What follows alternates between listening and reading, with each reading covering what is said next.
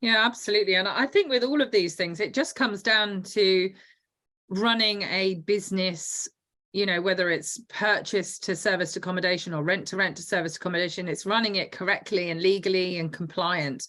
And exactly as you've said, Kash, if you are renting off a landlord, then they must have the correct mortgage product for the activity that is going on within the property.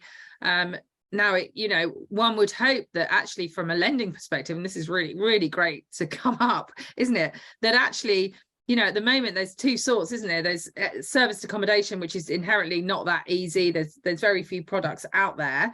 And then you've got this kind of furnished holiday let, which is kind of a bit of a, mix between, they look at AST, et cetera, and what, might be the income. And inherently, it is seen that if it's in the right area and these places are doing well, they make mega money. They do really, really well in comparison to an AST. So it is actually, to me, it would seem a lot safer because you're going to get your mortgage paid off much more quickly. Well, sorry, you've got the chances of having your mortgage repayments each month paid off is pretty high if it's a properly run business over the year, etc. So it will be interesting to see whether that sort of shakes up that kind of lending market. And Kash, you've probably got longer experience of kind of seeing that, but I presume that could actually be a really positive element from a lending perspective. Is that what you kind of see? I mean, I don't know, I wasn't around when the HMO legislation came in. Did that make any difference to lending or anything like that?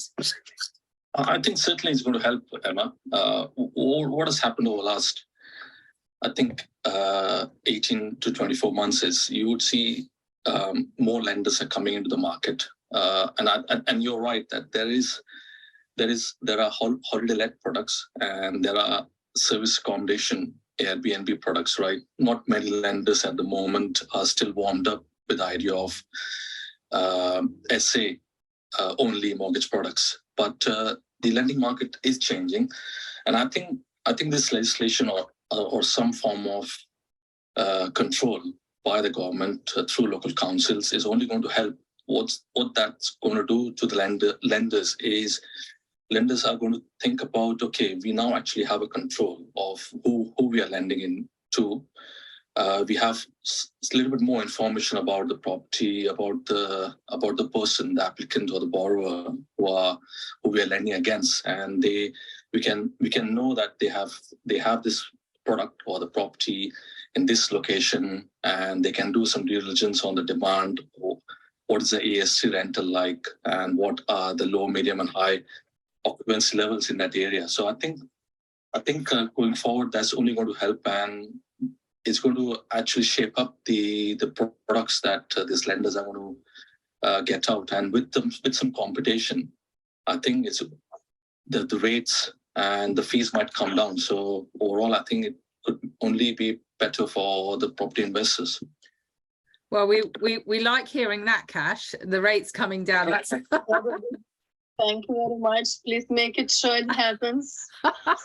Exactly. That's going to sound a good one. But and I do really like that, Kash, as well. I think when we're looking at people coming into this, if you've already got a reasonably stable market for SA, let's say in a city where you wouldn't really go on holiday, this is just going to be a fantastic move towards that, isn't it, in growing it? So yeah, so I like that. I suppose my kind of main concern around the whole legislation, if there are going to be concerns, because I don't really, in fairness, worry about anything until we know that it's going to be coming. I mean, as I said, I think it is going to be coming, but how short or long away that time scale is, we don't know, so we can only wait. But what I do wonder is the cost of, let's say, each individual unit. So whether you'd have to, obviously you could potentially have the cost of planning permission, if there's a license, the potential costs of that, and whether that may affect, you know, the profits of those properties. But again, talking out loud, I suppose when you look at HMOs, I mean, they have to have planning permission, pretty much. They have to have, they also pay their licensing. So, you know, like all these things, I think we just merge it in. I don't know what you guys think of that. Yeah. Yeah, well, going on to the sort of the timescale of it, Emma. I mean, the consultation says it closes in June. Then they've got to make a decision on that, so that's not going to be a quick process. And then there'll be the application stage for the planning, and we all know that can take a long time already. Now, if you've got an entire country, you know, having to apply for planning applications, change over to a C5. It's going to be a very, very lengthy process. So, you know, by that point, we are probably going to get grandfather rights. And, you know, speaking with some planners, you apply for the process. If they turn you down, then you appeal. And by the time the appeal is done, then you've already got it. So I don't, you know, it's going to be at least a year and a half, I'd say, before anyone actually needs to have a C5 or is able to get a C5 planning use class. And whether the I mean, the planners already are quite extreme, aren't they? So to put in this additional element, workload on them, yeah, is, you know, and they don't seem to be necessarily adding to, well, certainly in our area, they don't seem to be adding very many staff to what is potentially already very behind. You know, actually it means it will take longer, and maybe it would be not 1 year and a half, maybe it would be 2 years or 2 years and a half. So that's also not bad. Yeah, at which time you're operating and making money anyway. And then like I say, then you're getting in on the grandfather rights because you've got history of use.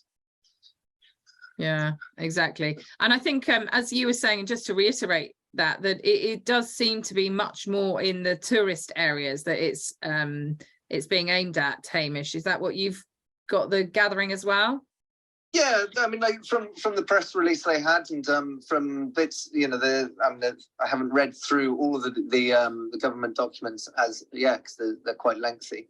But from what I've seen, it's largely going off the you know, the media concern. This is all based on what the media is telling us is happening.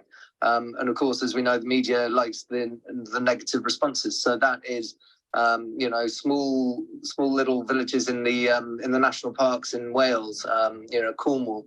I imagine that we'll have some of these issues in Oxford because Oxford's going to be it's very much constrained by its boundaries. You know, there's a lot of floodplains, and then all of a sudden you're outside of the city and into other areas. So Oxford is one of the least affordable, if not the least affordable city in the country. You know, it's definitely up there against London. So we're going to have some pushback there. But that's going to be very much in those areas. It's going to be Oxford rather than Abingdon or Didcot or Bidlington, you know, the peripheral market towns. So I don't think it's going to be a negative across board action. I think it's going to be very much, as property is, it's microclimate. And it'll affect one place, but you can still have safe and secure investments in other places where they're very happy to give you the planning for it.